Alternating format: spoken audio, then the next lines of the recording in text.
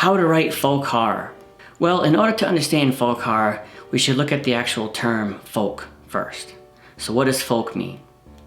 Well, it's a culture, right? It's about tradition, customs, it's a way of life. So generally, folk horror is about possession sometimes, or paganism. It's about worshiping nature. It's about worshiping ancient gods. Like Stonehenge, many believe that that was a place of, paganistic worship. Maybe they used to sacrifice people over there, who knows? It sends a message. Folk horror is about maintaining conservative viewpoints, right? It's this party over here wants to live a certain way, and then there's someone who comes into that party with totally different beliefs, and they're like, no, I want you to live this way. And then the first party usually sacrifices them. They usually kill them because, no, we want to live this way, this is how we want to do it. So that leads me to the outsider, right?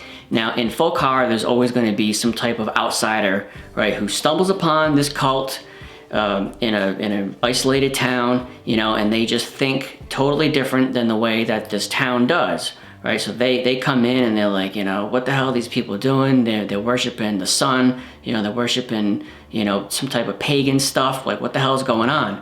So it's a form of culture shock, is what it is, right? So their morals disagree with the cult's morals, okay? And that's what folk horror is. That's what the stories are usually always about.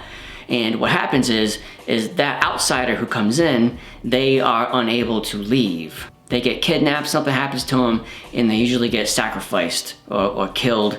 Now, the protagonist loses, right, to teach the audience a lesson. It's about respecting other people's ways of life. It's about respecting their customs. Now, the settings in folk horror are usually going to be some type of isolated town, right? It's going to be deep in the woods somewhere where people usually don't live. It's going to be in the desert somewhere. It's going to be some type of cult thing in the middle of nowhere, away from normal society, away from a big city. That's usually how it is. Or it's going to be on an island.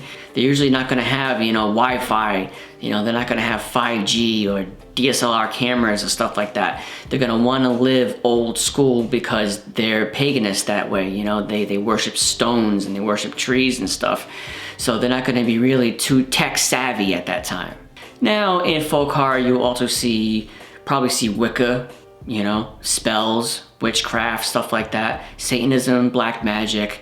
They're gonna worship idols, okay? So they might have some type of, carving, some like wood carving or something like that as their god, right? And they're gonna pray to that. They're gonna sacrifice someone to that. Now, technology must be limited.